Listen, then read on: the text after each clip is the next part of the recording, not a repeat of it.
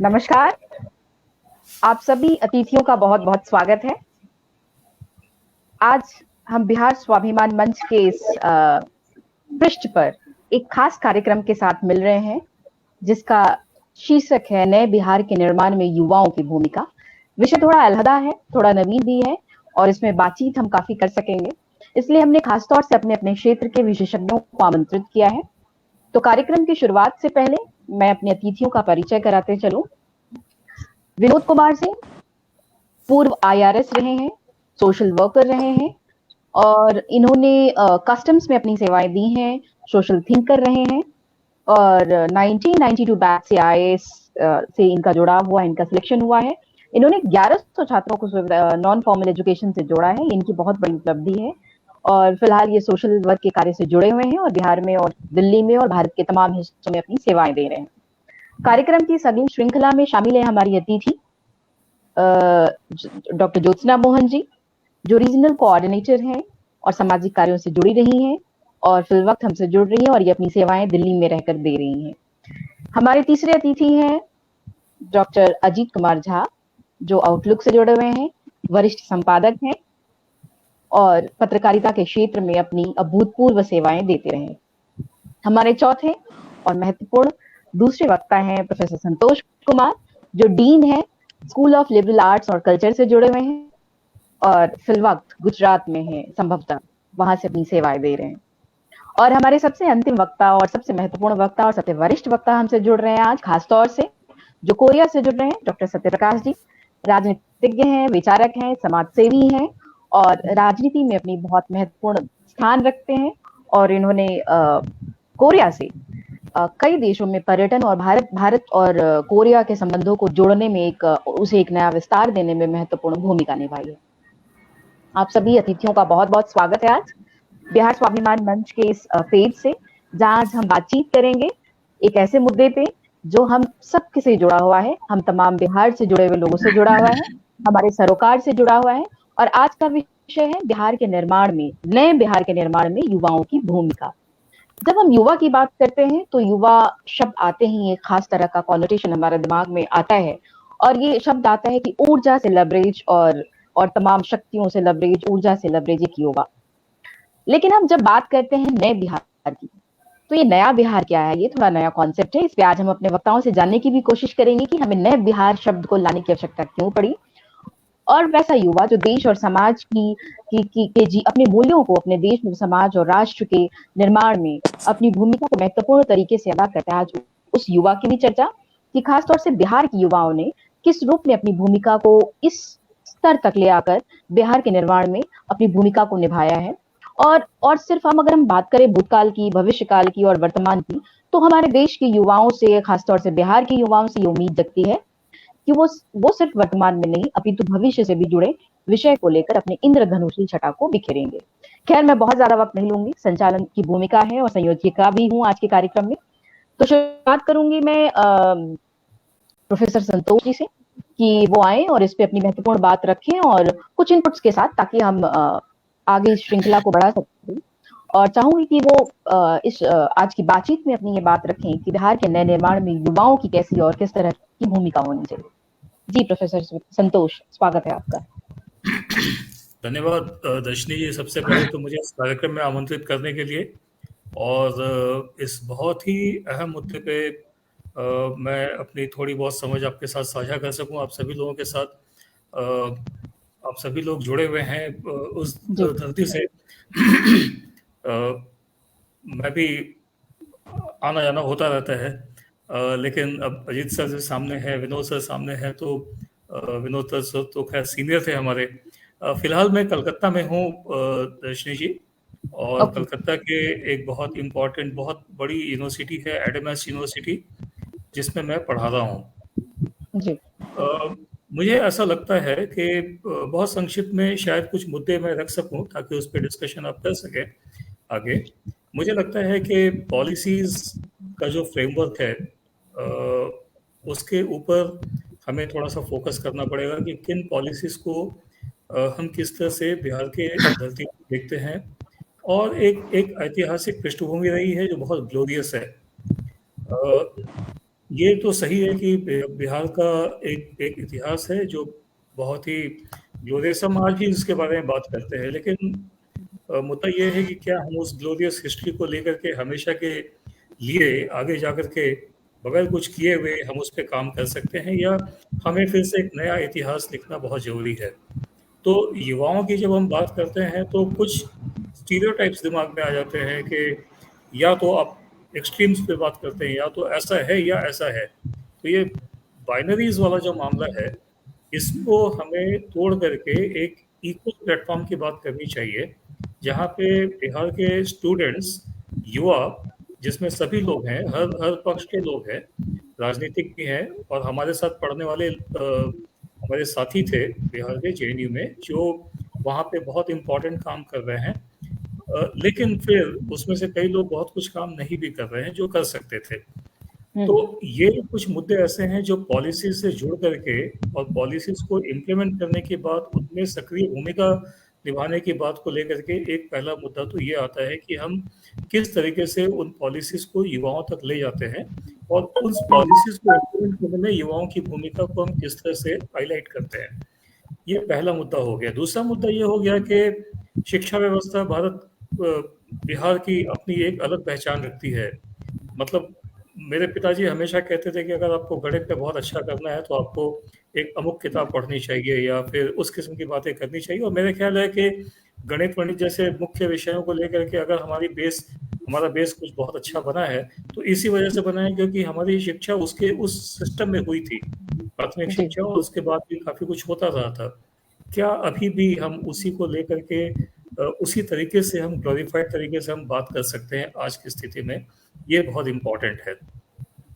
मुझे ऐसा लगता है कि जैसे मेरी यूनिवर्सिटीज़ में या फिर बाकी यूनिवर्सिटीज़ में वहाँ के कई सारे लड़के आ जाते हैं पढ़ने के लिए, क्या हम वहीं पे उन स्टूडेंट्स के लिए वो शिक्षा की व्यवस्था कर सकते हैं जिसके लिए वो बाहर जाता है स्टूडेंट हमारा? ये मुझे थोड़ा सा परेशान करता है, क्योंकि इतनी ग्लोरियस इंस्टीट्यूशंस हैं पटना में या फिर जिस भी जगह पे आप बात कर लें, इतनी ग्लोरियस इंस्टीट्यूशंस हैं, लेकिन फिर हम बाहर क्यों हैं? उसी जगह पे रह करके हम उसी व्यवस्था को फिर से बदल करके या नए तरीके से बदल करके हम क्यों नहीं उसके ऊपर काम कर सकते हैं?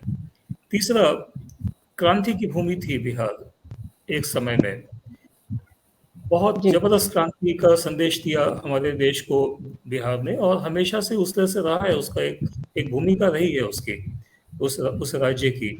लेकिन क्या आज हम उसी जगह पे हैं वापस, जहाँ पे हम देश को एक संदेश दे सके कि बिहार के स्टूडेंट्स, बिहार का युवा ऐसा चाहता है, और वो एक एजेंडा सेट करने में, नेशनल डेवलपमेंट में, स्टेट के डेवलपमेंट में एक बहुत महत्वपूर्ण भूमिका रखता है। हम नेशनल लेवल पे एजेंडा सेट करें और साथ ही स्टेट को डेवलप करने के लिए हर डायमेंशंस पे भी एजेंडा सेट करें। मेरे ख्याल में ये 3-4 मुद्दे जो हैं मेरे दिमाग में बहुत तेजी से आते हैं, हमेशा आते हैं, हमेशा सोचता हूँ इसके बारे में। मुझे ऐसा लगता है कि सोशो इकोनॉमिक डेवलपमेंट एक किसी स्टेट का होना चाहिए। Human development, Vinod sir IAS bureaucrat रहे हैं, तो उस पर बात कर, अजीत सर भी पत्रकारिता से जुड़े हैं, वो सब बात करेंगे, सभी लोग इस पे ह्यूमन डेवलपमेंट को लेकर के। यूथ का जो एक बहुत इम्पोर्टेंट भूमिका रहती है किसी भी जगह पे, समाज के हर तबके की रहती है, लेकिन चेंज एजेंट के रूप में यूथ की जो भूमिका है उससे हम लोग नजर नहीं हटा सकते।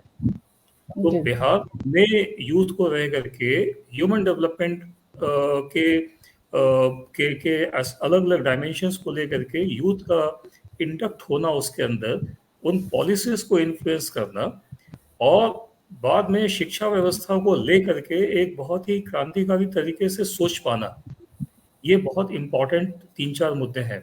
हम लोग एक ऐसे समय पे खड़े हैं जहाँ पे कई सारी बदलाव आ रही हैं, शिक्षा व्यवस्था में बदलाव आ रही है, आपके इकोनॉमिक पॉलिसीज बदल रही हैं बहुत तेजी से। क्या हम उनके साथ चल पा रहे हैं, या हम अभी भी अपने basking in the glory of past जिसको हम कहते हैं, कि क्या हम कहीं उसी के साथ जुड़े हुए हैं?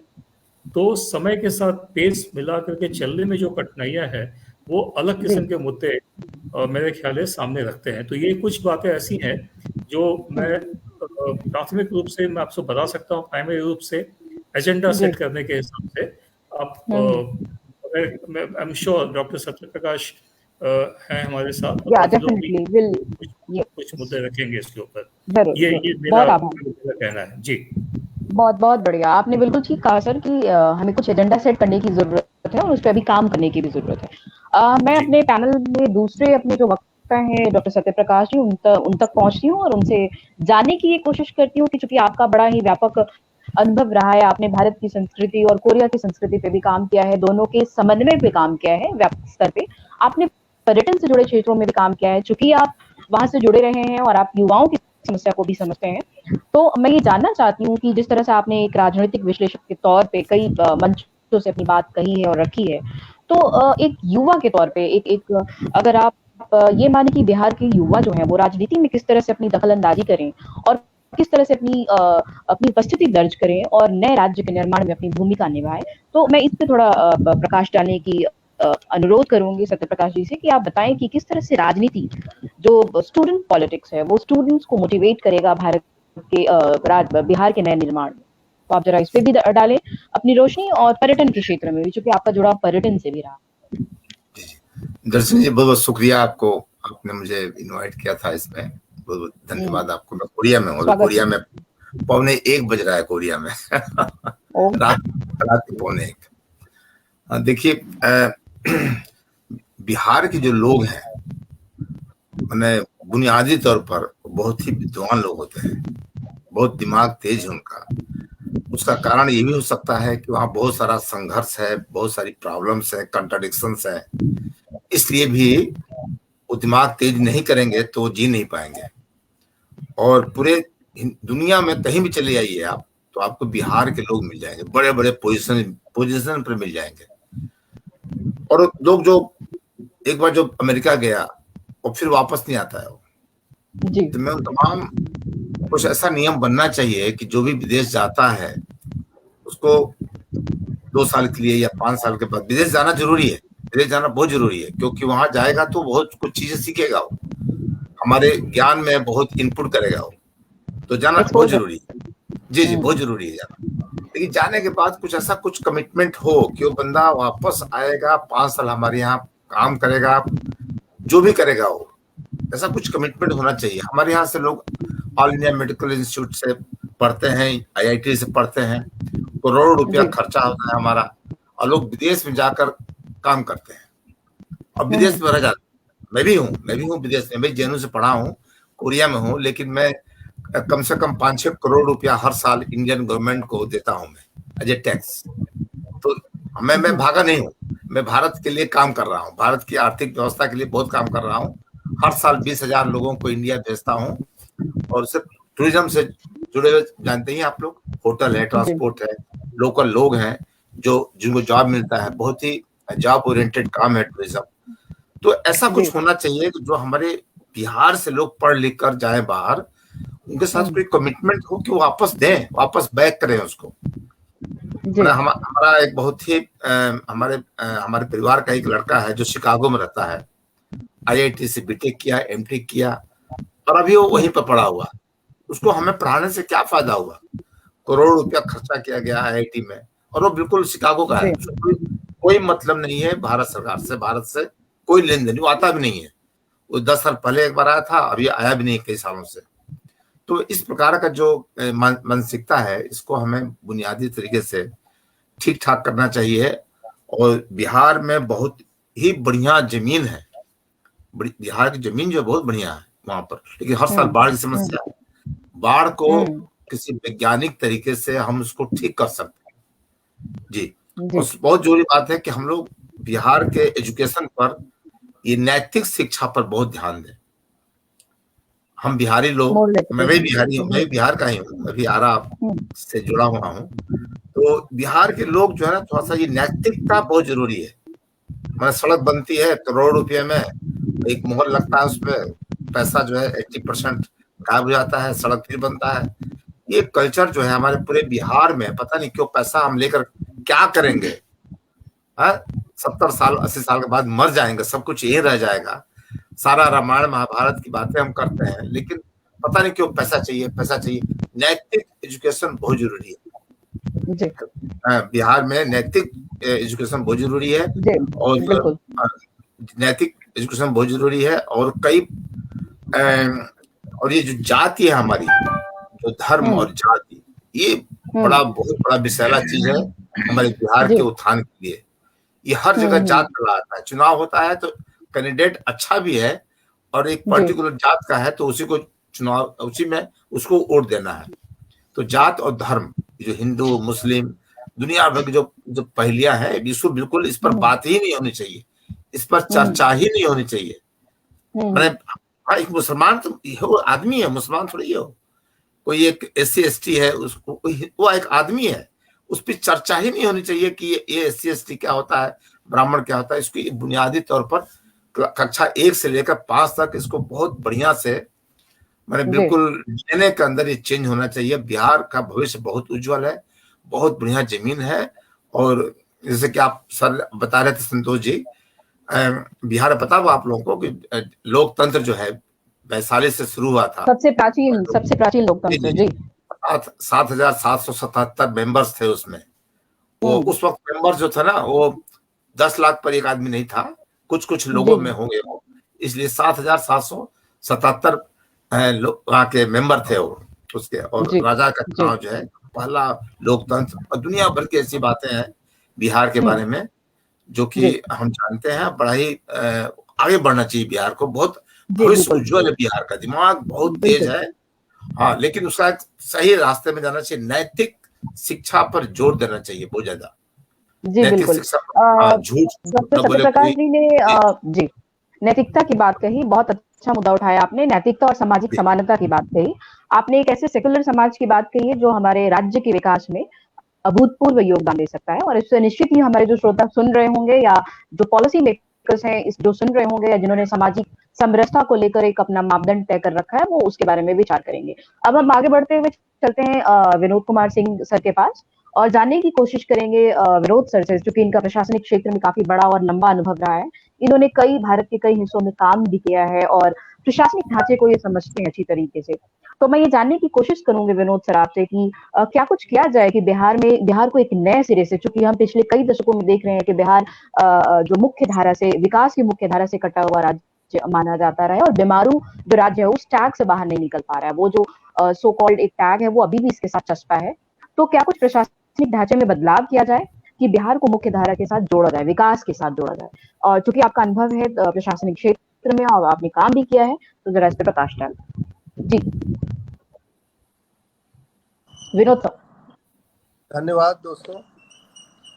और दर्शनी जी, आपको बहुत बहुत धन्यवाद कि आपने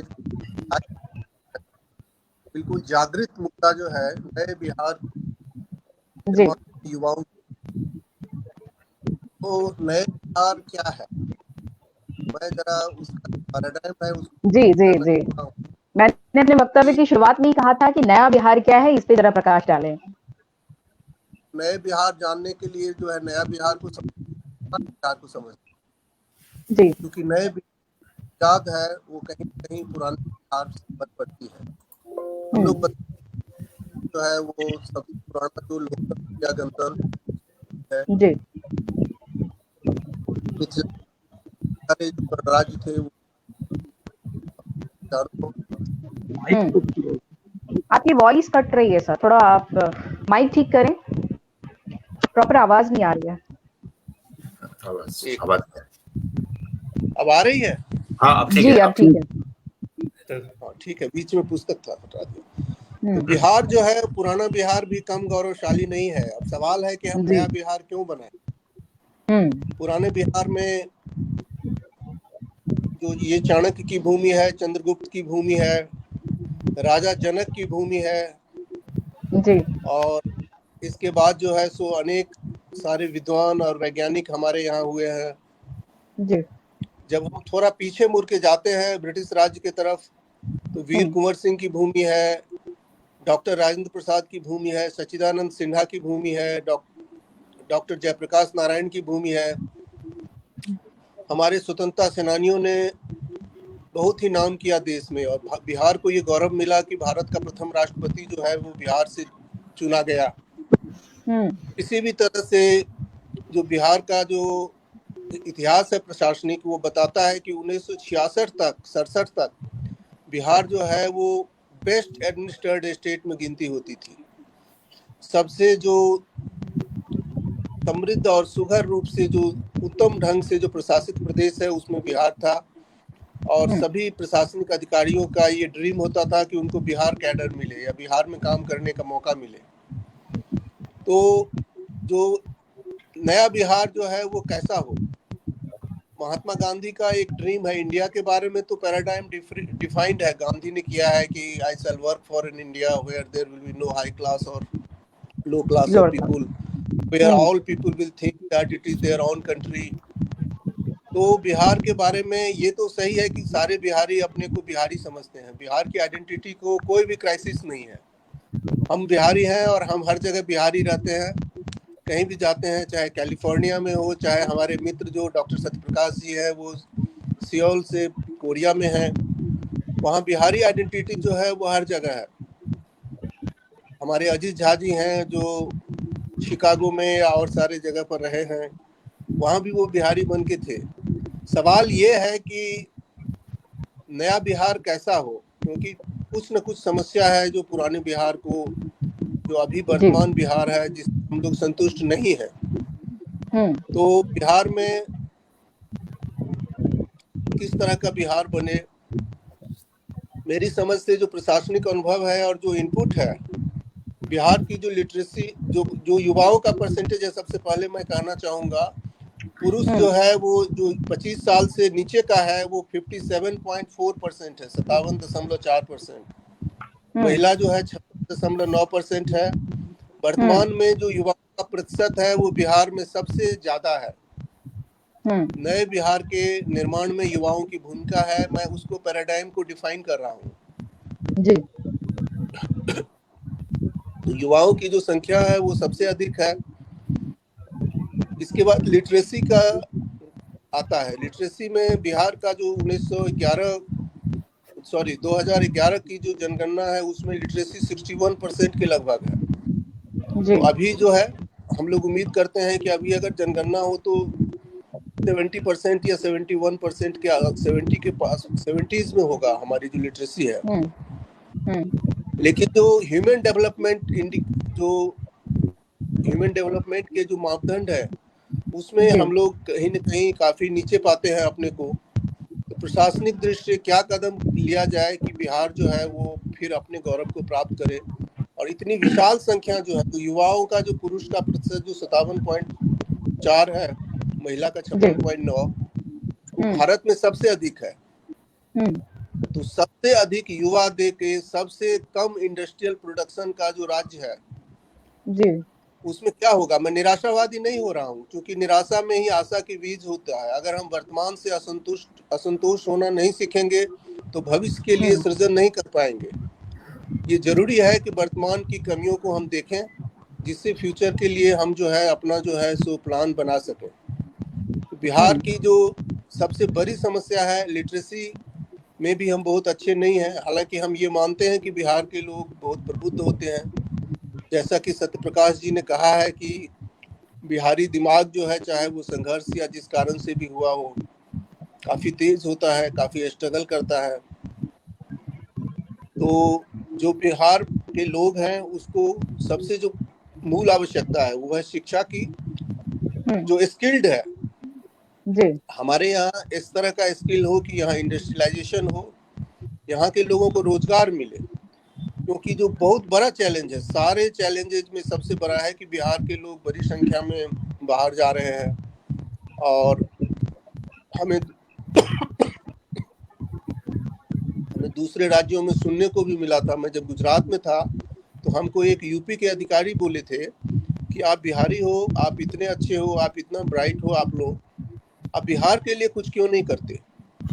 मुझको अभी तक याद है, हम लोग लंच कर रहे थे, और अगर हम अपनी कमजोरियों को नहीं जानेंगे, अगर हम कमजोरियों को छुपाएंगे तो हम फिर कमजोरियों को दूर नहीं कर सकते हैं जी। तो उस दिन से मुझे हमेशा याद आता है जब वो अग्रवाल जी जो हैं वो हमको बोले कि लंच करते समय कि आपके सारे जो प्रतिभा है वो जब बिहार के विकास की बात आती है तो वो कहाँ चला जाता है। बिहार के लिए जो बेसिक रीस्ट्रक्चरिंग की जरूरी है उसमें यह है कि यहाँ पर रोजगार हो, जैसा कि हमारे पूर्ववर्ती मित्र संतोष कुमार जी भी बोल चुके हैं। बिहार में रोजगार हो, बिहार में शिक्षा ऑर्गेनाइज्ड हो, यहाँ इस तरह का वैल्यू बेस्ड एजुकेशन हो कि रंगदारी घटे। धीरे धीरे जो रंगदार लोग हैं, जो वसूली करता है, जो लॉ एंड ऑर्डर बिगाड़ता है, उसका समाज में मान घटे, उसका सम्मान कम हो, ये एजुकेशन से हो सकता है।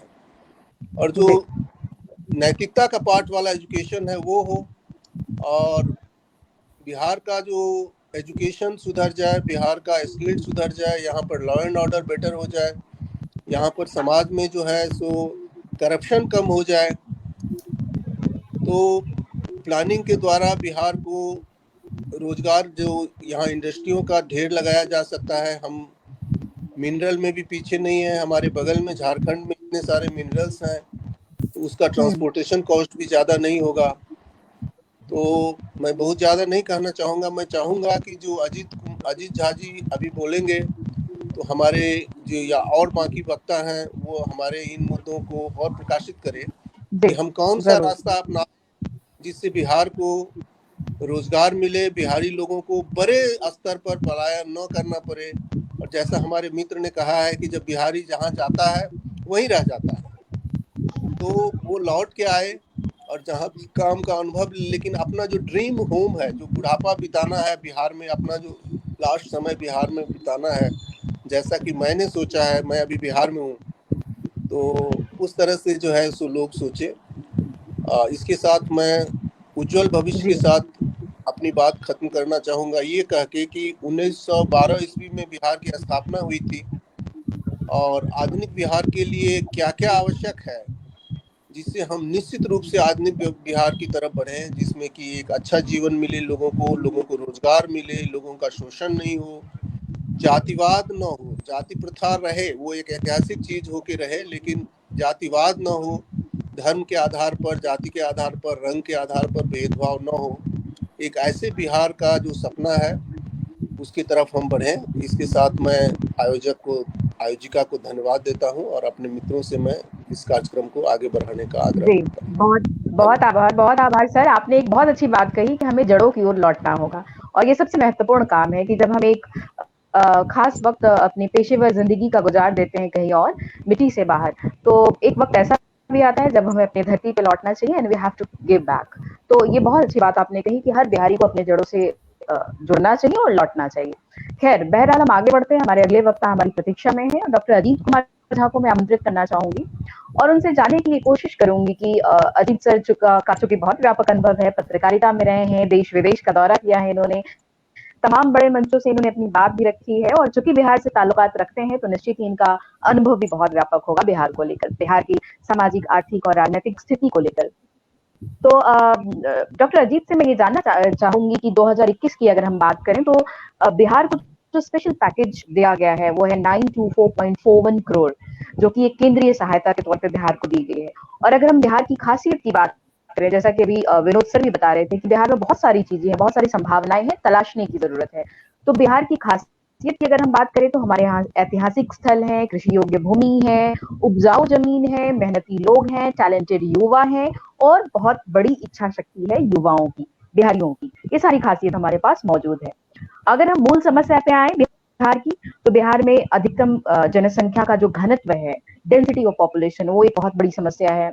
बाढ़ एक बहुत बड़ी समस्या है, और तीसरी सबसे महत्वपूर्ण समस्या जो आपने पिछले वक्तव्य में भी शायद इसकी ओर इशारा किया था, वो है लैंडलॉक्ड, जो आपने बताया था कि ये एक लैंडलॉक्ड स्टेट है। तो हम ये जानने की कोशिश करेंगे कि इतने सारे पैकेज के बावजूद, केंद्रीय सहायता के बावजूद और टैलेंट होने के बावजूद भी बिहार क्यों पीछे है, और इसके नवनिर्माण की जरूरत है। जी, प्रकाश डालें Ajit Kumar sir.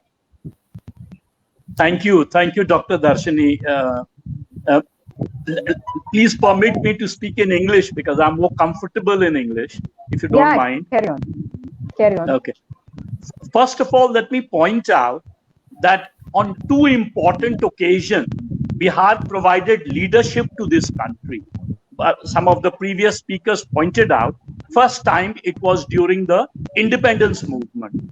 And some of the top sort of farmer leaders of the country, Karyanand Sharma, Sahajanand Saraswati, Rahul Sankrityayan.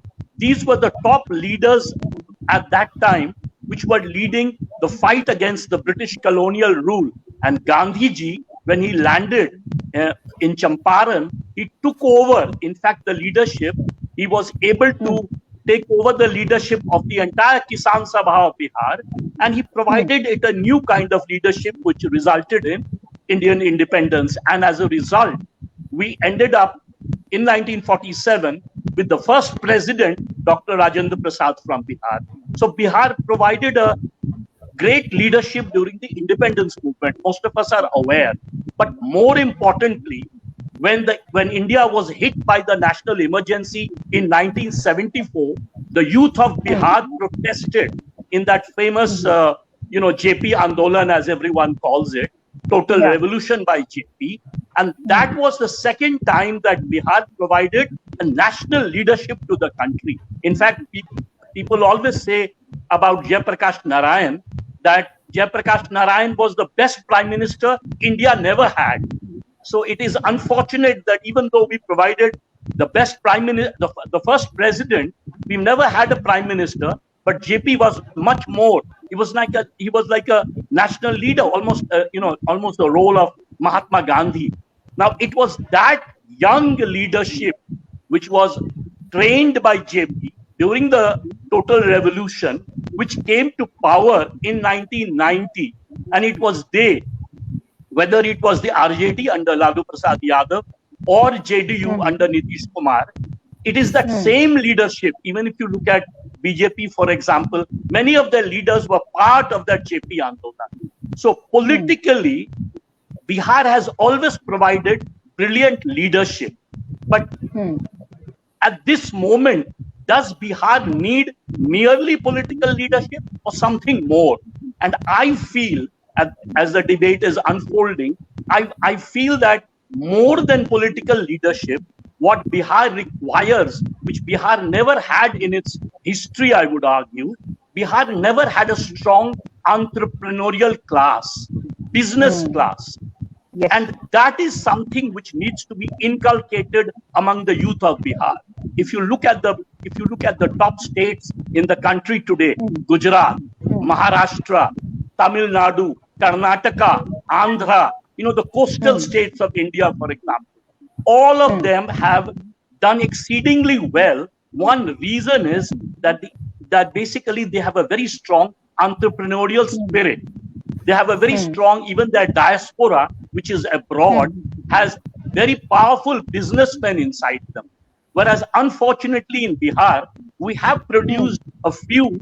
There have been people born in Bihar who have been, who have turned out to be good businessmen. But somehow Bihar itself doesn't have a very powerful entrepreneurial class. And that is totally lacking in the entire history of Bihar. And that, I think, is right now the most important precondition if Bihar is to transform itself. Number one. Number two, why do I say that Bihar has provided great political leadership, but somehow it has not contributed to an economic transformation? The reason is, look at Bihar. I think Vinod rightly pointed out that before the 1956, Bihar was considered to be one of the top governed states. I mean, you had a well-known commission, Administrative Reform Commission, which argued that Bihar was very well governed. But no one ever pointed out that Bihar had a very strong entrepreneurial culture, and Bihar was economically not a very strong state. Now look at Bihar today. Look at the typical dilemma of Bihar. Bihar in the last 15 years has had the highest economic growth rate in the country. It's more than 10% for 15 years. For a few years, it has touched 13%, 14%, when the average of the country largely was basically around 7%. In fact, much lower in the last 5 to 6 years. But Bihar has always clocked double-digit growth. And yet, Bihar is, unfortunately, the poorest state in the country by all indicators. Even if you take education, as Vinod rightly pointed out, between 2001 and 2011, the transformation, the literacy growth in Bihar was one of the highest in the country, almost 16%, when the average of the country was about 14%. If you look at women's literacy, Bihar has shot up 19% in this period, against highest in the country. Yet, literacy still in Bihar is only about 64%. 61, as Vinod pointed out rightly, by the 2011 figures, and the latest figures that I saw, about 64%, when the country's average is 74%, which means that we are far away from that point of turnaround. कोई भी economy, when it transforms from an agrarian economy to an industrial economy, there is a point of takeoff. Bihar has still not reached that point of takeoff. And the basic reasons are three. I think Vinod already pointed out, we did not have an industrial revolution. Bihar has the lowest urbanization rate in the country.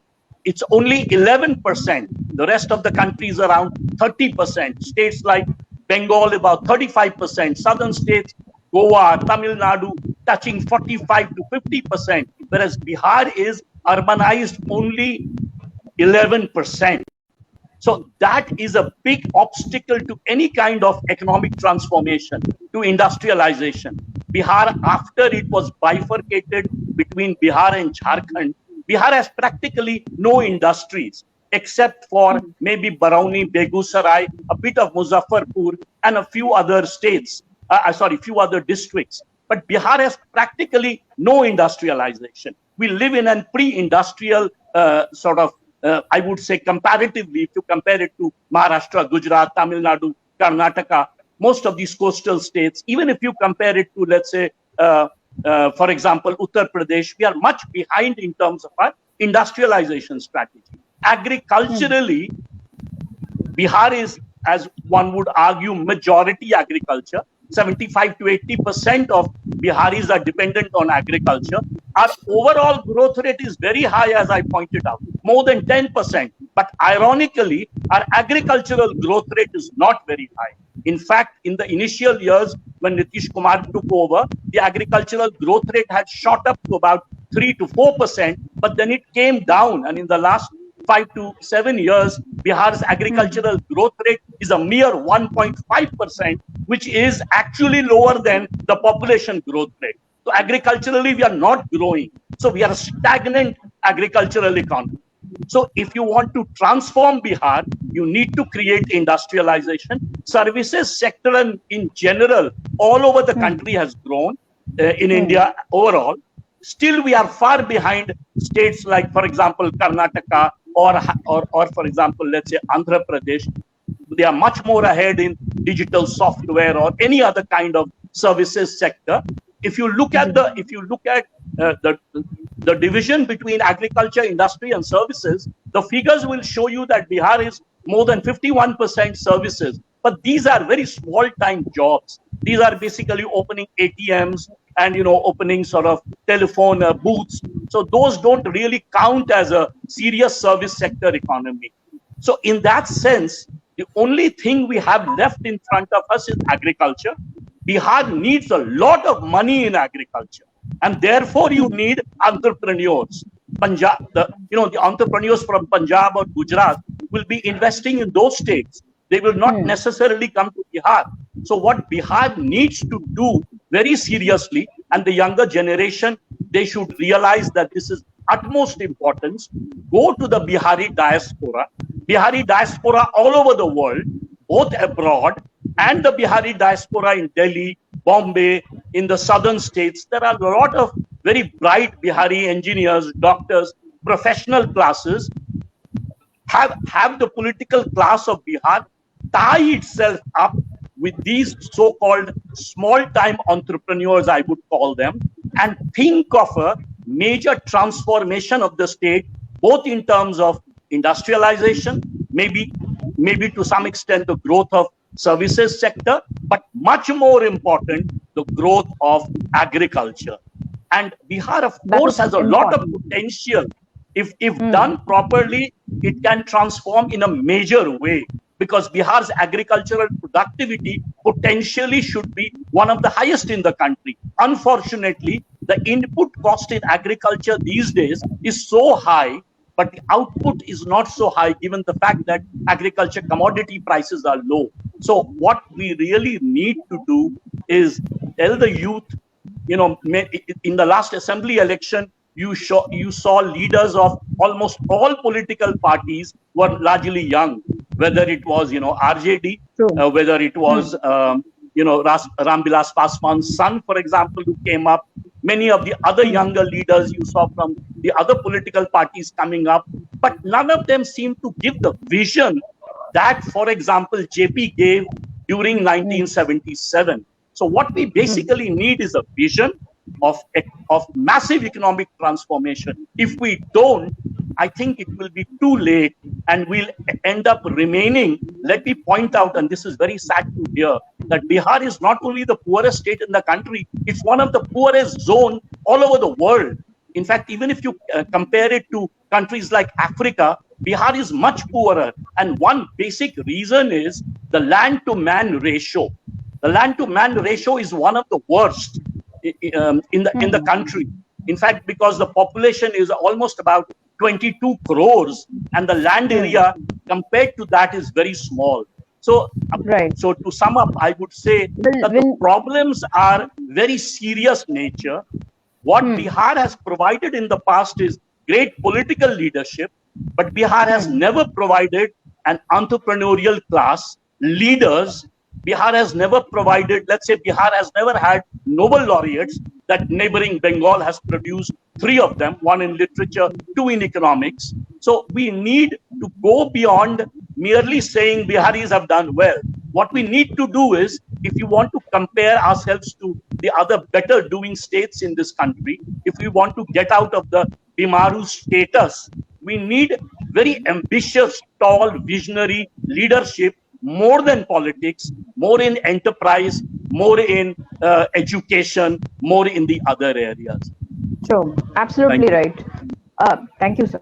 बहुत बढ़िया आपने कहा कि हमें थोड़ा political अपने aspiration से ऊपर जाकर सोचने की जरूरत है, और हमें सिर्फ राजनीति में ही क्यों, हमें विश्व फलक पे अपनी पहचान बनाने की जरूरत है। जैसा कि आपने कहा कि हम नोबेल प्राइज भी ला सकते हैं और अंतर्राष्ट्रीय स्तर पे अपनी चमक भी बिखेर सकते हैं, और इसके लिए बिहारियों को काम करने की जरूरत है। Darshini ji, if I can just make 20 seconds, one more point. I pointed out that in terms of women's literacy, Bihar has grown the highest in the country in the last, between 2001 and 2011. And it's the same right now in the last 10 years. What I would like is maybe women leaders from Bihar. We've had very, very bright leaders in the past. I mean, don't forget, Bihar is a land of Sita, where Sita was born, and entire of Janak Darbar had some of the brightest women intellectuals, Khana, Maitri, and Gargi, all of them came from Bihar. So it's time that we look for the modern Sita, Khana, Maitri, and Gargis. Thank you. Yes, you right, absolutely. बहुत उस परिवेश से आगे निकलकर सोचने की जरूरत है, और निश्चित ही आपने ठीक कहा कि हमें एक विस्तृत फलक पे ये सोचना है कि हम उस प्रतिभा को और ऊपर कहाँ तक ले जाएं। मैं स्वागत करती हूँ ज्योत्सना जी का। ज्योत्सना पांडे जी हमारी अंतिम वक्ता है और काफी देर से प्रतीक्षा में है। ज्योत्सना जी जुड़ी रही है सामाजिक कार्यों से, सोशल सेक्टर से इनका बहुत बड़ा जुड़ाव है और बहुत लंबे वक्त से जुड़ी रही है।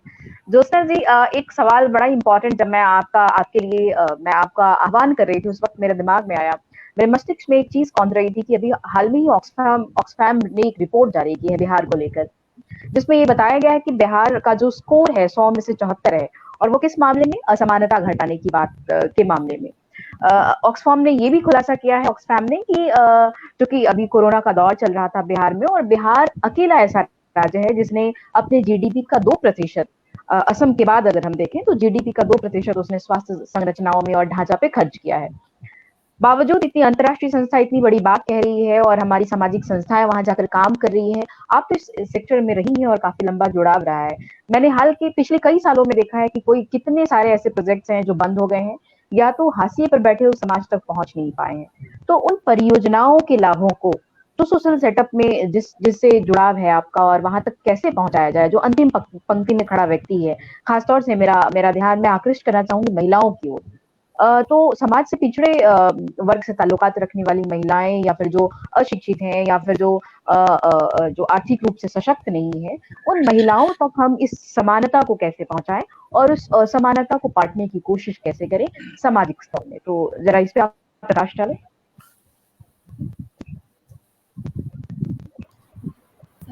थैंक यू सो मच, धन्यवाद। ये लोग कहते हैं जब लास्ट में बोलते हैं तो ये बहुत चैलेंजिंग है, but I don't find it very challenging because I had the opportunity to hear all of you and lot of data. मैं बिहार से हूँ, बहुत बहुत प्राउड बिहारी हूँ सभी के जैसे, और मेरा जो काम करने का जो मेरा जो एक्सपर्टीज है वो मैं बहुत दिनों से आपने जो कहा the last person in the row should be reached and that all leave no one behind. So हमारे जो terminology होती है, जो हमारे जो jargons use, but I don't think it's a jargon, it's very very contemporary, very relevant कि ये किसी हम make sure करें कि हम जो अंतिम पंक्ति में जो खड़े हैं उनको भी हम शामिल करें। मेरे काम करने का ये विषय है और मैं बहुत फॉर्चुनेट हूँ कि मैं इस बिहार के एक डिस्कशन में मैं शामिल हो रही हूँ। आज तक अभी मौका नहीं मिला, हमेशा इंडिया को रिप्रेजेंट किया कहीं, लेकिन एशिया को रिप्रेजेंट किया, बिहार को रिप्रेजेंट नहीं किया। So I am very happy about this. मैं सभी लोगों को धन्यवाद कहना चाहती हूँ। पहले मैं सोल में बहुत दिन तक बेस्ड थी, अभी मैं कंबोडिया में बेस्ड हूँ, बट थैंक्स टू कोविड की मैं 1-1.5 साल से इंडिया में हूँ। बहुत सालों बाद इंडिया में रहती हूँ और बहुत सारी चीज़ों को देखती हूँ, बट कभी इंडिया से हमारा जो टच है वो कभी नहीं छूटा। मैं इसमें कुछ पॉइंट्स जो इसमें ऐड करना चाहूँगी कि आप जो ऑक्सफैम का बात कर रहे हैं, ऑक्सफैम की रिपोर्ट, सबसे पहले जो हम जिस पे काम करते हैं, मैं बताऊँगी कि जो लीव नो वन बिहाइंड का कॉन्सेप्ट है, एजेंडा 2030 जो यूएनए और सारे मेंबर स्टेट्स ने 193 मेंबर स्टेट्स ने मिलकर इसको साइन किया था, 2015 में उसको साइन किया था। उसमें ये कहा गया था कि सभी की भागीदारी के बिना कभी भी किसी राष्ट्र का, किसी समाज का डेवलपमेंट नहीं हो सकता है। क्या हम उसको मानते हैं? क्या हम उस चीज़ों को वाकई में अप्लाई कर रहे हैं अपनी जिंदगी में? और ये मेरे लिए बहुत इंपॉर्टेंट है। And the role of youth, youth की बहुत बड़ी भागीदारी है। और हम तो यूएन में क्योंकि हम यूएन में बहुत काम करते हैं, तो हमने देखा है कि बहुत सारे कंट्री से यूथ आते हैं, हमारे देश से भी बहुत यूथ आते हैं, पर हमारे जब विजन का बात करते हैं तो क्या हम यूथ को कैसे शामिल करते हैं? ये बोलना मेरे ख्याल से बहुत आसान है कि यूथ को शामिल होना चाहिए। अरे उनको शामिल होने दीजिए भी ना। क्या हमारे अंदर पॉलिटिकल विलिंगनेस है? क्योंकि ये मैं सिर्फ बिहार के बारे में नहीं बोलूंगी, बाकी क्योंकि अभी आज ही सुबह मैं किसी बहुत सीनियर लीडर से मलेशिया में बात कर रही थी। उन्होंने, ये 67 years old, and he said, Jyotsna, I have like 3 colleagues, very young colleagues. Can you involve them in your work? And I was shocked because I said, you know what? Because it's very shocking to me because people they don't want to leave their position. Youth को छोड़ी जानी आने नहीं देते उनको। हमारे माँ कहते थे कि बरगद का पेड़ होता है उसके छांव में रहो, पर उनको आने मत दो। तो ये तो आपको उनको विलिंगनेस देना पड़ेगा। अभी बिहार के पॉलिटिक्स में मैं बहुत इन्वॉल्व नहीं हूँ, पर मैंने सुना ये पासवान जी के बेटे और बहुत सारे यंग लोगों ने किया था।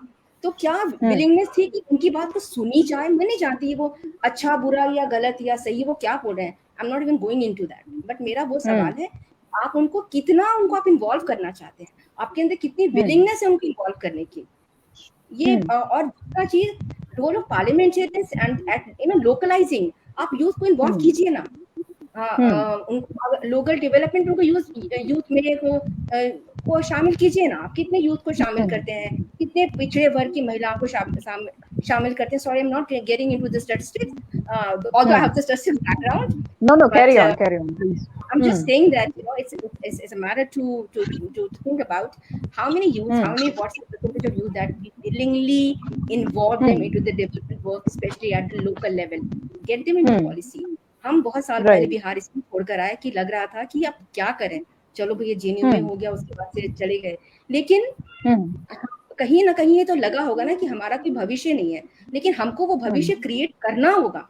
हमको यूथ को, अपनी महिलाओं को, हमको उनको शामिल करना होगा, उनकी बात अच्छी लगे। शायद हमें भी अपनी बेटी की बात कभी कभी बुरी लगती है जब वो कहती है अम्मा, you know, she when she starts arguing with me, but then if I'm not accepting it, क्योंकि हम लोगों को इतनी लिबर्टी दी गई है कि हम अपने बड़ों से आर्ग्यू करें और उनके साथ बैठें, ठीक है, उनके पोजीशन पे हम नहीं लें।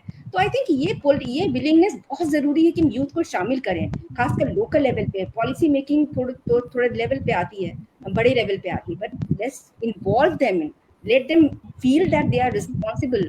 आई मीन वी हैव, आज के हम जब 12 साल के हुआ करते थे और अभी 12 साल के बच्चों में मेजर डिफरेंस है, उनको बहुत एक्सपोजर मिलता है। तो उनको हम कैसे टैप करें और उनको हम कैसे इन्वॉल्व करें बिहार के अंदर, उनकी एनर्जी को टैप करें। और मेरे को एक बहुत दुख लगा था, मैं अपनी बेटी को सुना रही थी कि नालंदा विश्वविद्यालय 3 महीने तक जलता रहा था। मैंने बोला बिहार, हम वहां से बेटा, हम वहां से बिलोंग करते हैं, जहाँ पे वो एजुकेशन का हब था, 3 महीने तक जलता रहा था। कितनी किताबें होंगी, किताबों की खान थी, मॉन्क्स को बेहेड कर दिया गया, मार दिया गया, और हमारे किताबों को, मतलब जो हम उसको सिस्टमैटिकली नष्ट किया गया।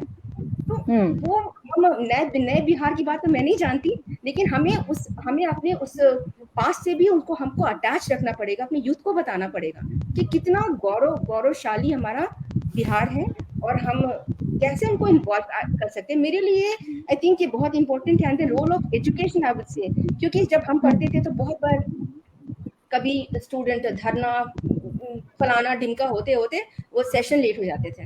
जब बाद में चेंज हुआ तब लगा अच्छा सेशन बिना लेटे हुए पढ़ाई हो सकती है। बहुत सारे ग्रांट्स आते थे एजुकेशन के लिए, पर यूजीसी के वापस चले जाते थे क्योंकि स्पेंड नहीं हो पाता था।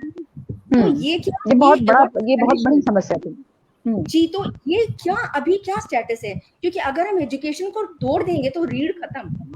तो आई थिंक एजुकेशन भी बहुत, आई फील अशेम्ड कि इतना खराब हमारा एजुकेशन का लेवल आज भी है। हम बिहारी लोग इतना पढ़ के जाते हैं, फिर भी बिहार स्टिल हैज सच लो, अभी हम भी नेशनल लेवल पे पार नहीं है। तो आई थिंक एजुकेशन को स्ट्रॉन्ग करना होगा, बिना पॉलिटिक्स के, बिना करप्शन के, थोड़ा कम करके, और यूथ को, और digitalization, I think that's a very very important, very very powerful tool. जो घर में बैठ के लोग टिकटॉक बनाते हैं और यूट्यूब पे पैसे बनाते हैं, बच्चे भी काम करते हैं ये काम को, हम क्यों नहीं उस चीज को टैप करना चाहते हैं? आई थिंक बिहार में बहुत पॉसिबिलिटीज है। मैं बहुत फाइनेंशियल बैकग्राउंड नहीं है मेरा, लेकिन मैं जानती हूँ कि यूथ को जब तक हम विलिंगली उनको शामिल नहीं करेंगे, एजुकेशन को मजबूत नहीं करेंगे, महिलाओं उनकी भागीदारी उनको शामिल करके, और जब हमारे अंदर है कि हम 2% जब फ्लड रिलीफ के लिए दिया, तो बिहार का भी बहुत सब्सटैंशियल हम सोचते हैं कि हम सोशल वर्क में देते हैं। तो I think we have that kind of willing,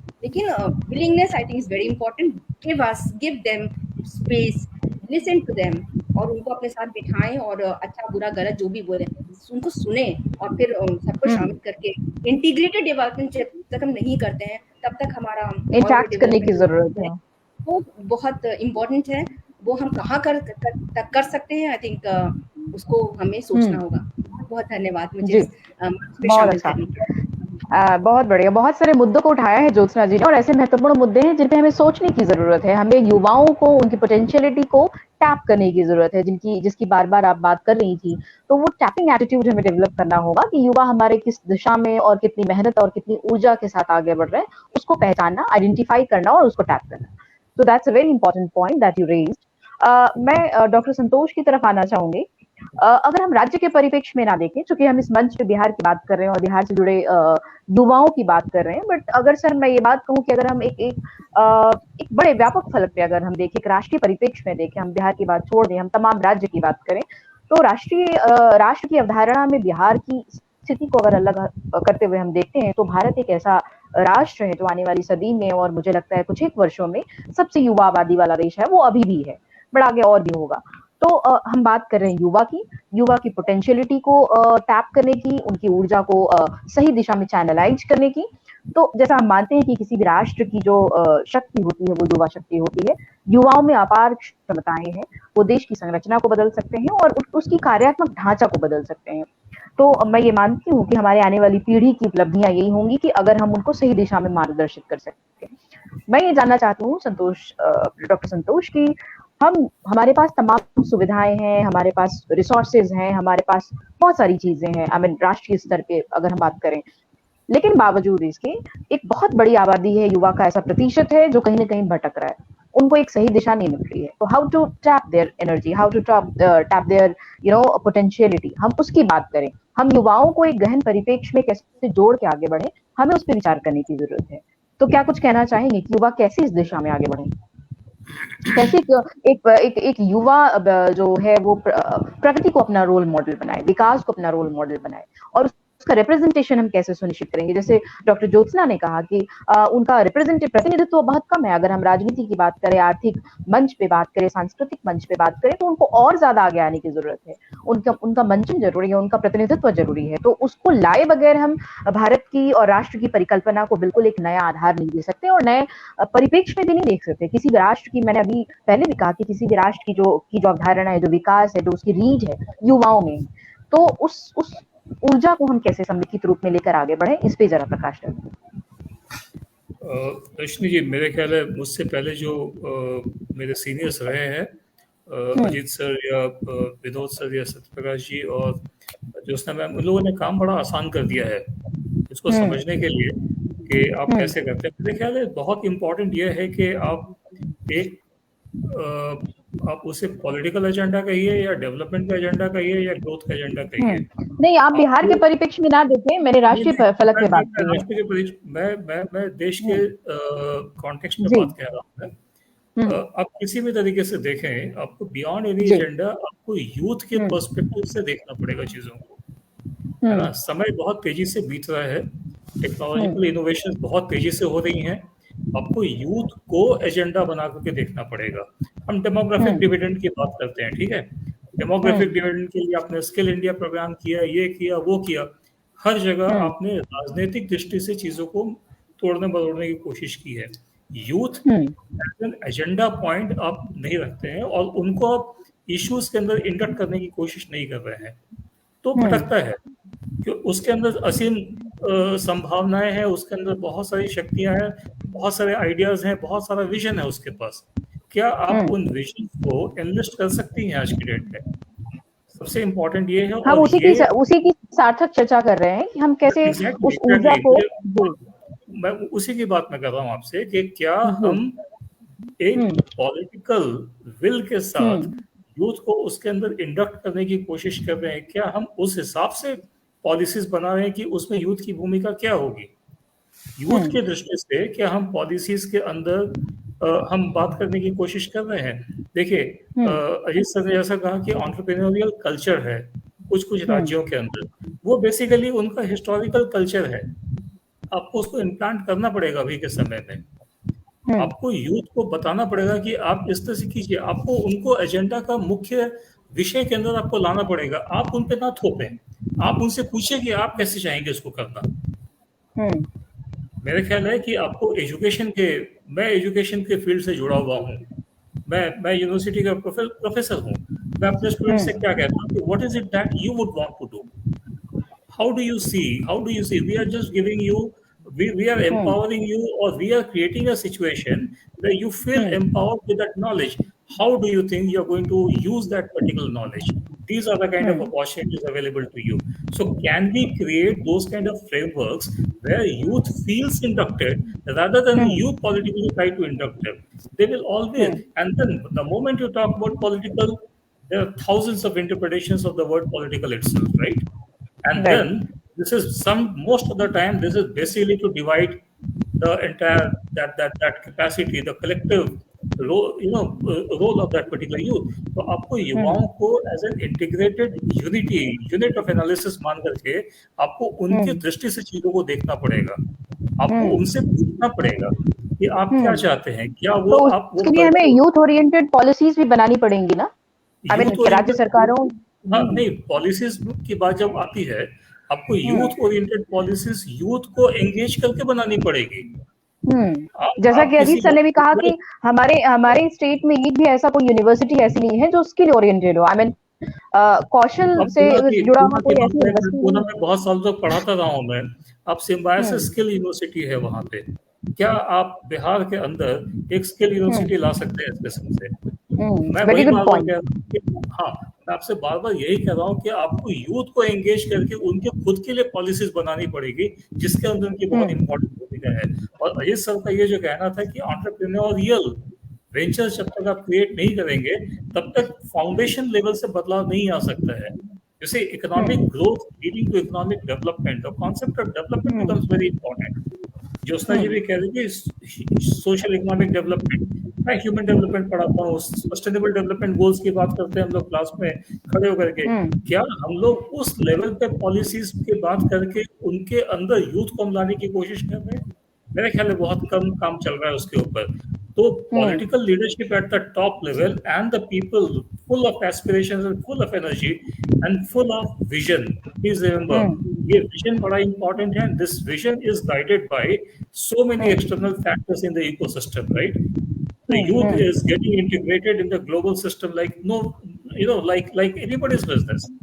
उस विजन को टैग करके क्या उनके दृष्टि से हम लोग चीजों को तय कर सकते हैं?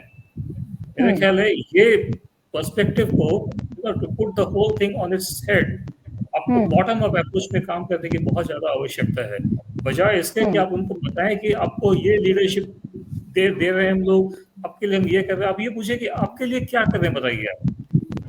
Unless until youth feels integrated with you according to their agenda, this is not going to happen. And tremendous amount of political willingness and political will is required, you see, because this is, people, sir ने कहा अभी कुछ देर पहले कि we have not even been able to come out of the agrarian economy, you see. तो एक जो spectrum का एक हिस्सा, हमारे लंबे चौड़े स्पेक्ट्रम में एक हिस्सा अभी प्री एग्रेरियन या एग्रेरियन स्टेज में है, और इसी देश में एक हिस्सा इंडस्ट्रियलाइज्ड स्पेक्ट्रम में चला गया। इसके बीच का जो गैप है, आप उसको कैसे पाटेंगे जब तक यूथ पार्टिसिपेट नहीं करेंगे? उसके अंदर एजुकेशन चाहिए, किस किस्म की एजुकेशन चाहिए उनको, ये समझना बहुत आवश्यक है ना। आपको स्किल बेस्ड एजुकेशन देना पड़ेगा। वर्ल्ड बैंक की रिपोर्ट में साफ था 2004-5 में कि the youth of future must have at least 2 skills, if not to at least one definite skill to take the entire development in the 21st century. We are talking about education 4.0. We are talking about industry 4.0.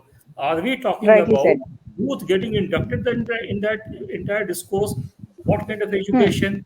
What kind of training? What kind of entrepreneurial support and those kind of things? उनके दृष्टि से जब तक आप नहीं देखेंगे चीजों को, हमेशा यही होता रहेगा कि चीजें ऊपर से आई हैं, आपकी असहमति उनसे बनती है, नहीं बनती है, कुछ लोग काम कर लेते हैं, कुछ लोग काम नहीं करते हैं। लेकिन जब तक आप उनको उस एजेंडा का हिस्सा नहीं बनाएंगे, people will always feel dejected and they always will feel sidelined. As it is, हम बहुत हायरार्किकल समाज में रहते हैं, वो हायरार्कीज अलग अलग तरीके से बनती है, बड़ा स्ट्रैटिफाइड हमारा समाज है। हम अपने राज्य की बात कर रहे हैं या हम देश की बात करें, और उस स्ट्रैटिफाइड हायरार्किकल समाज के अंदर कुछ लोग हैं जो फायदा उठा लेते हैं, कुछ लोग फायदा नहीं उठा पाते हैं। जो नहीं उठा पाते हैं, क्या आप उनको इंडक्ट करने की कोशिश कर रहे हैं अपने एजेंडा में? उनकी दृष्टि से ये बड़ा इंपॉर्टेंट है मेरे लिए, क्योंकि यही एक तरीका है जिससे आप उनके अंदर वो तमाम चीजें, उनके अंदर की चीजों का बाहर ला सकेंगे, which will lead to creation of a new India or new Bihar. Right. एक क्वेश्चन लेने की कोशिश करेंगे डॉक्टर सत्यप्रकाश जी से। सॉरी डॉक्टर संतोष, मैं इंटरप्ट करना चाहूंगी, we are running out of time, so we have to conclude the program. Doctor Satyaprakash, मैं जानना चाहूंगी, एक प्रश्न आपसे ले रहे हैं, सुन रहे हैं आप हमारी बात? जी, आवाज पहुंच रही है? सत्यप्रकाश जी, अक्सर आपने कई मंचों से कहा है कि भारत अपने राष्ट्र, भारत के नवनिर्माण में युवा जब तक राजनीतिक परिप्रेक्ष्य में वो एक खास पृष्ठभूमि में ना आए, वो हाशिए पे ना रहे, बल्कि वो एकदम मंच पे आए और फ्रंट पे आए, तो क्या आप ये मानते हैं कि सिर्फ राजनीतिक प्रति जो उसका जो प्रतिनिधित्व है, राजनीतिक प्रतिनिधित्व भारत के एक चमत्कारिक भविष्य की सुयोजना बना सकता है? क्या आप मानते हैं कि भारत सिर्फ जब युवा अगर सिर्फ पॉलिटिकली अपना रिप्रेजेंटेशन दे, तो क्या भारत आगे बढ़ पाएगा, विकास की इस होड़ में आगे शामिल हो पाएगा?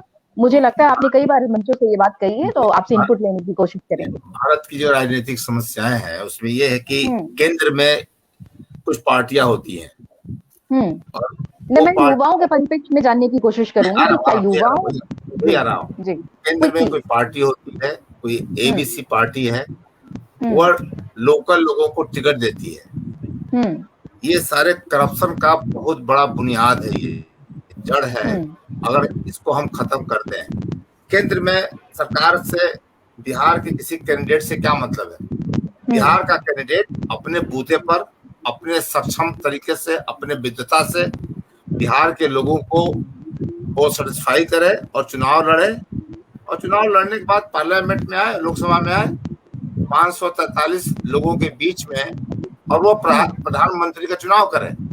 देखिए, प्रधानमंत्री की एक पार्टी होती है, एबीसी पार्टी, और वो पार्टी जो टिकट देती है बिहार के या यूपी या किसी भी प्रांत के लोगों को जो टिकट देती है, इसी में खतरनाक करप्शन है, इसी में बहुत बड़ी बर्बादी है पूरे हिंदुस्तान की। अगर पूरे हिंदुस्तान के 543 जो लोकसभा का सीट है वो बिल्कुल उसको छोड़ दिया जाए।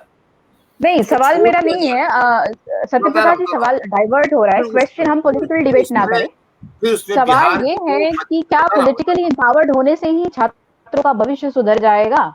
हम इसकी चर्चा कर रहे हैं कि क्या उसमें जो यंग लोग हैं वो पार्टिसिपेंट के रूप में आएंगे बिना टिकट के, है ना। देखिए, जो टिकट की जो बात है ना, उसमें बिल्कुल एक जो केंद्र से सहयोग मिलता है, नाम होता है, और जो इसका नाम है वो जीत रहा है, वो जीत रहा है, इससे बहुत बड़ा प्रॉब्लम है। कोई भी यंग लड़का, कोई भी यंग कैंडिडेट चुनाव की बात भी नहीं सोच सकता, राजनीति में आने की कल्पना भी नहीं कर सकता।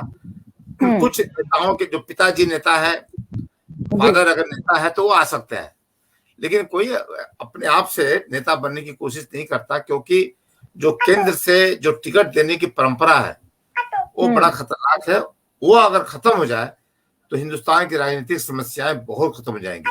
543 लोग अपने अपने हिसाब से आए और केंद्र में चुनाव वोट दें, गुप्त मतदान दें और प्रधानमंत्री जी का चुनाव करें, तो वो अधिकार हमने दिया ही नहीं है। हम किसी भी, कोई भी युवक जो है, बिहार का युवक राजनीति में आने की कल्पना भी नहीं कर सकता हो। बिल्कुल बिल्कुल ठीक कहा आपने। पॉलिटिकल रिप्रेजेंटेशन में हमने सिर्फ सुनिश्चित, संतोष जी ने वो अच्छी बात बताई कि जो ये स्किल्ड यूनिवर्सिटीज हैं, लाइक पॉलिटेक्निक, और एक होता है IITI, उसको बढ़ाए जाने की जरूरत है। IIT IITI, IIT नहीं, IIT तो बहुत बड़ा हो गया ना, IITI होता है। वो बहुत बढ़िया है, बहुत जरूरी है, जो हिंदुस्तान में, पूरे हिंदुस्तान में उसकी कमी है। और बिहार में अगर ये खुले तो बिहार में लड़के IITI के माध्यम से स्किल्ड होकर, पॉलिटेक्निक से स्किल्ड होकर, ये बहुत ही बढ़िया तरीके से कहीं दूसरे राज्यों में जाकर काम भी करें। मुझे लगता है राष्ट्रीय स्तर पे खुले, बिहार में ही क्यों, ये पूरे देश में इसकी संभावनाएं तलाशी जानी चाहिए। जी, बहुत बढ़िया है ये। और काफी लोग अभी अजीत जी ने बोला कि गुजरात में, महाराष्ट्र में जो एंटरप्रेन्योरशिप है, जो लोग जो कैपिटलिस्ट हैं, पूंजीपति होते हैं, बिहार से नहीं होते। बिहार के लोग होते हैं, बिहार के लोग अगर मुंबई जाते हैं तो दिल्ली जाते हैं, बड़े बड़े उद्योगपति हैं, लेकिन वो बिहार से अलग है, वो बिहार छोड़ देते हैं और बड़ा संघर्ष किए होते हैं। 20 साल 22 साल के उम्र में आते हैं दिल्ली या बॉम्बे और बड़ा संघर्ष करके करोड़पति अरबपति बनते हैं वो, लेकिन बिहार की तरफ देखते नहीं है, वो बस अपना जो है कहीं दुनिया अलग बना लेते हैं। ये प्रॉब्लम है। बिल्कुल। डॉक्टर सत्यप्रकाश जी बार बार जड़ों से जुड़ने की बात कर रहे हैं, और ये बहुत अच्छी बात है कि हमने जो लिया है अपनी सोसाइटी जैसे जो समाज से लिया है, उसे वापस देने का भी एक तय वक्त होता है, और हमें उस तय वक्त में उसे लौटाना भी चाहिए। चूंकि हम कार्यक्रम के अंतिम पड़ाव तक पहुंचने वाले हैं और पहुंच चुके हैं, इससे पहले कि हम अपने कार्यक्रम को कंक्लूड करें, मैं अपने सभी वक्ताओं से छोटी इनपुट्स लेने की कोशिश करूंगी। आज जो हमने वक्तव्य रखा और उसमें एक सोल्यूशन मोड आंसर्स में मैं एकदम छोटा सा क्लोजिंग कमेंट लेने की कोशिश करूंगी। विनोद कुमार सिंह सर, आपसे पहला सवाल कि चूंकि आप प्रशासनिक क्षेत्र से हैं, बिहार सबसे ज्यादा प्रशासनिक क्षेत्र में आने वाला एक युवा राज्य है, और सबसे ज्यादा युवा वहीं से आते हैं जो प्रशासनिक क्षेत्र का प्रतिनिधित्व करते हैं। लेकिन क्या बिहार को इससे और ज्यादा बढ़ने की जरूरत है? क्या इन सीमाओं को तोड़ने की जरूरत है? क्या हमारे पास अपार संभावनाएं हैं कि सिर्फ हम लाल फीताशाही से ऊपर उठ के कुछ और सोचें और ब्यूरोक्रेसी से थोड़ा अलग हटके किसी और भी क्षेत्र में युवाओं को आगे बढ़ने की जरूरत है? क्लोजिंग कमेंट, ताकि बिहार का निर्माण हो सके नए परिप्रेक्ष्य में। उनका माइक म्यूट है। विनोद सर, आपका माइक अनम्यूट कर लीजिए। Thank you. आपने मेरा सवाल सुना? हाँ हाँ, मैंने सुन लिया है। मैंने कहा कि सबसे पहले जो युवाओं को स्किल्ड बनाया जाए, तो मैं गुजरात में भी रहा हूँ, वहाँ भी काम किया हूँ अनेक शहरों में, और जब मैं वहाँ था तो संतोष जी भी वहीं होते थे। हम लोगों की कभी कभी ओकेजनली बातचीत हो जाती थी। अब शायद कलकत्ता आ गए हैं तो बातें कम होती है। कल मैं नंबर लेके बात करूंगा उनसे, और सत्या जी से भी बात करूंगा। मैं कहना चाह रहा था कि जैसा कि अजीत जी बोले हैं ना, कि स्किल्ड बनाना जो है उस सेंस में है कि इंटरप्रेन्योरियल कैपेसिटी डेवलप करें। जो औद्योगिक माइंड है ना, कि हम कुछ बिजनेस करें, कुछ अपना करें, केवल नौकरी नहीं करें। लाल फीताशाही जो है ना, उसका लिमिटेशन है, उसमें बहुत कम सीट होते हैं वहाँ। सर्विस कितने सेक्टर से लोगों, आगे बढ़े। हाँ, कितने लोगों को एडजस्ट कर पाएगा। और आरक्षण को बढ़ाना, उसको लास्ट बूंद तक उसकी दूध निकाल लेना। सरकारी सेक्टर और जॉब का जो सेक्टर है उसकी अपनी सीमाएं हैं, वो कितने को रोजगार देगा। सबसे बड़ी बात है कि जो हम बता चुके हैं कि जो युवाओं का प्रतिशत है वो 57% के लगभग है बिहार का, जो इंडिया का हाईएस्ट है। हाईएस्ट नंबर में बिहार में युवा है जो 25 साल से कम उम्र के हैं। तो ये बड़ी ही खतरनाक परिस्थिति होगी। मैं चेतावनी देता हूं कि इन युवाओं को किसी स्किल में, किसी इंटरप्रेन्योरियल, किसी जॉब में नहीं लगना। ये अनेक तरह के प्रोफेसर हैं हमारे बीच, विद्वान हैं, जानते हैं कि अनेक तरह की समस्याओं को जन्म देता है। तो पॉलिसी लेवल पर हो, पार्टिसिपेशन लेवल पर हो, पॉलिटिकल विजन लेवल पर हो, प्लानिंग लेवल पर हो, हमारे लिए जरूरी है कि युवाओं का पार्टिसिपेशन बढ़े। उसमें जॉब का क्रिएशन जो है इंडस्ट्री के थ्रू हो। तो साथ साथ बाहरी इंडस्ट्रियलिस्ट को हम कब तक लाएंगे? ये सक्सेसफुल वेंचर नहीं हुआ है। हमारे अंदर से इंडस्ट्रियलिस्ट डेवलप हो, और बिहार के जो इंडस्ट्रियलिस्ट हैं वो बिहार में ही अपना वेंचर शुरू करें। जो बाहर में है वो भी बिहार में आ जाएं। जैसा कि सत्यप्रकाश जी बोले हैं कि वो नहीं आना चाहते बिहार। ऐसी परिस्थिति पैदा हो कि वो आना चाहें, उनको बिहार में अच्छा लगे, तो हम जो है इंटरप्रेन्योरियल एनवायरनमेंट डेवलप कर सकते हैं। और मैं गुजरात में था तो मैं वहाँ एक अपना अनुभव बता रहा हूँ कि मैं राजकोट में था तो मैंने LLB में एडमिशन ले लिया। मॉर्निंग क्लासेस होते थे 6 बजे से। तो मैं क्लास में पहुंचता था तो हम बच्चों को देखते थे तो वो कहते थे कि तुम सिविल सर्विस में हो, तो सिविल सर्विस क्यों करते हो, इतने कितना उम्र तक पढ़ते रहते हो, इतने उम्र में तो हम बिजनेस में इतना आगे बढ़ जाएंगे। तो हमारे जो लॉ की प्रोफेसर टीचर थी, उन्होंने कहा कि आप इंस्पायर कीजिए कि ये लोग भी सिविल सर्विस दें। गुजरात के बच्चे तो सिविल सर्विस की तरफ देखते नहीं है। तो जो यूथ है उसमें they are more into the business class. हाँ हाँ, तो इंटरप्रेन्योरशिप का क्लास, बिजनेसमैन का क्लास, जो सेल्फ एम्प्लॉयड है उसका क्लास डेवलप हो। सरकारी नौकरी की तरफ न देखें, और सरकारी नौकरी नहीं मिलती है तो निराशा न करें, अपना कुछ काम करें। यही धीरे धीरे बिहार को ले आएगा। और जो हम एग्रेरियन इकोनॉमी है, इससे हम प्रीडोमिनेंटली इंडस्ट्रियल इकोनॉमी में शिफ्ट करेंगे। That transition is the requirement of the day. ये जितना जल्दी हो वो बिहार के लिए अच्छा दिन होगा। और थैंक यू। मैं इससे एक चीज मैं और कहना चाहता हूँ। 1915 में दरभंगा में नरेंद्र मोदी जी ने एक भाषण दिया था।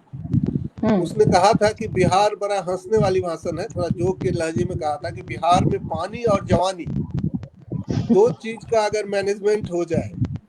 पानी का मतलब तो फ्लड का था, क्योंकि फ्लड जो है बहुत नुकसान करता है खेती को और चीजों को।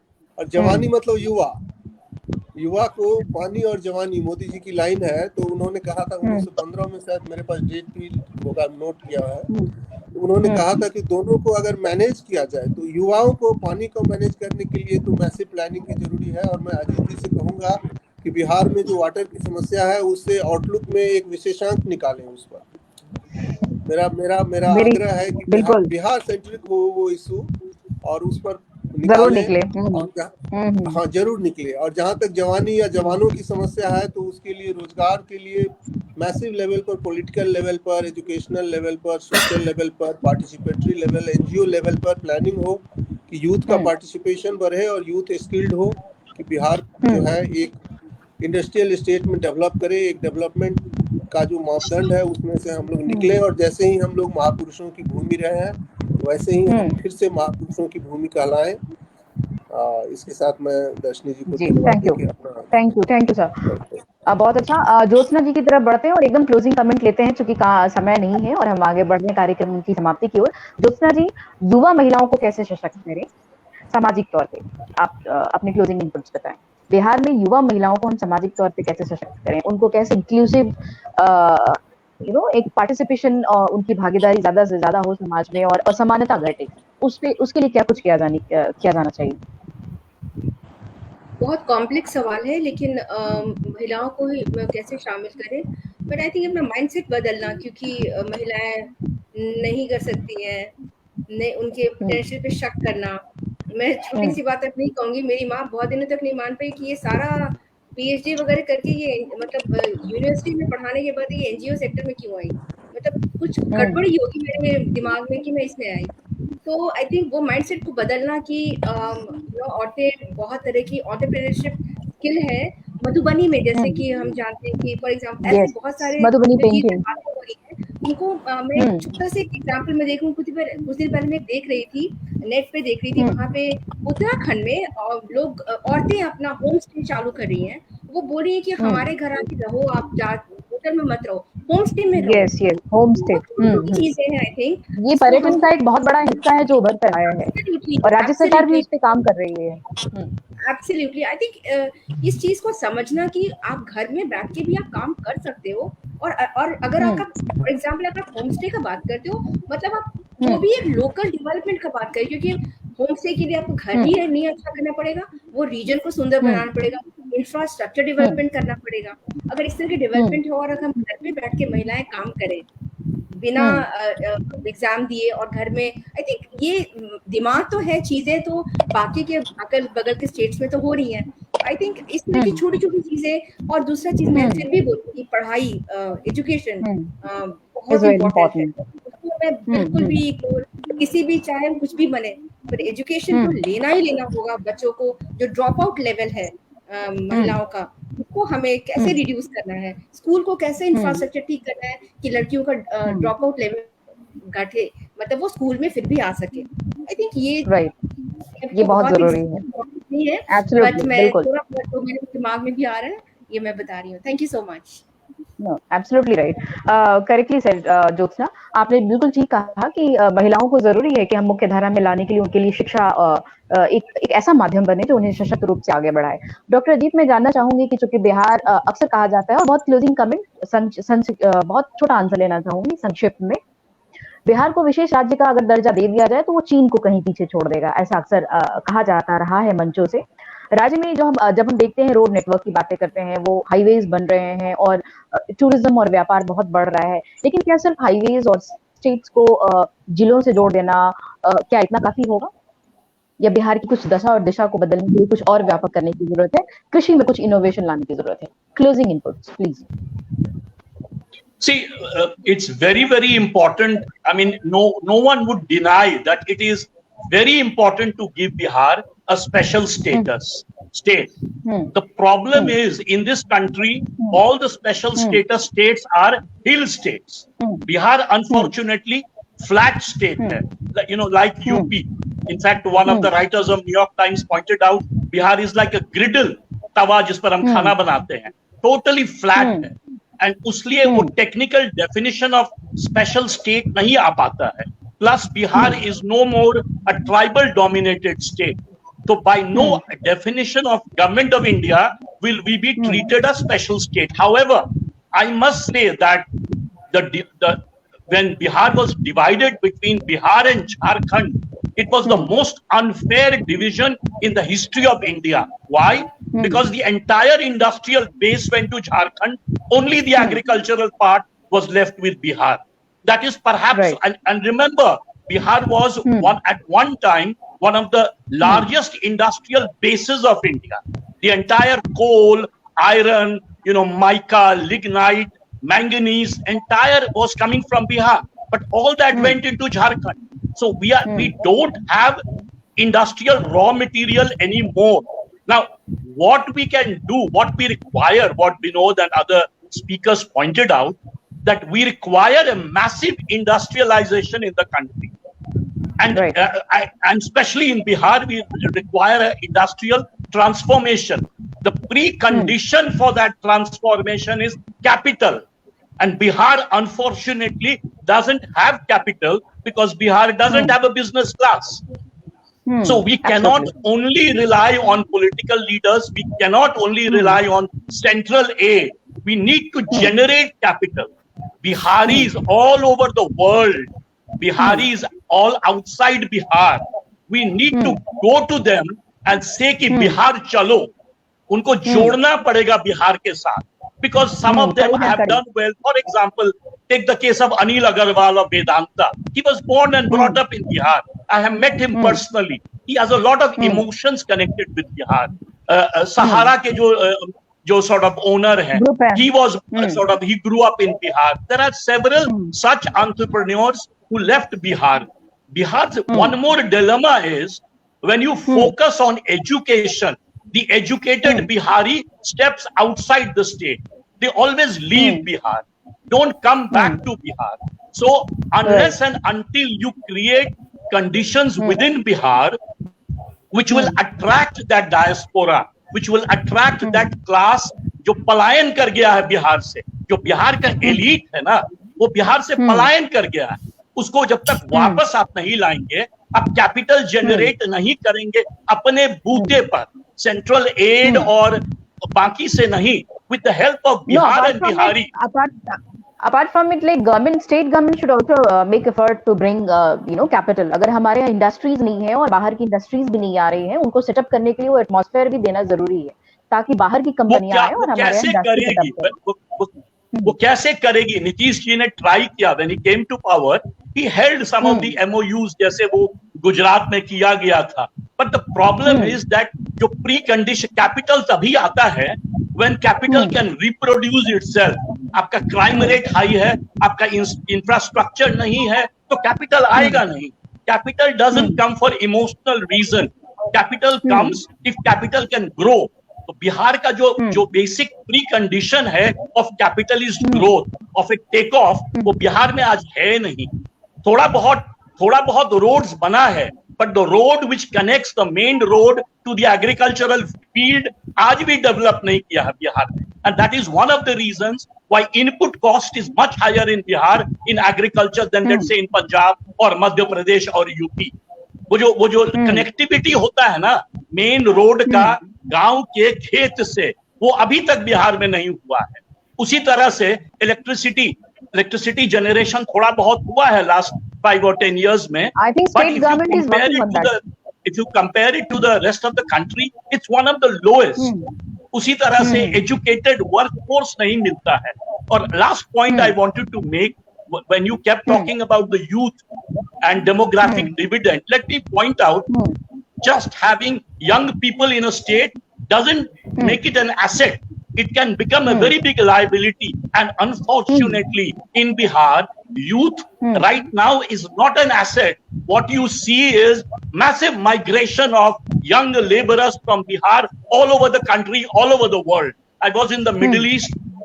Last 10 years में massive out migration from Bihar. Historically, massive out migration from Bihar, Kerala, southern states, Punjab, सारा labor बिहार से जा रहा है.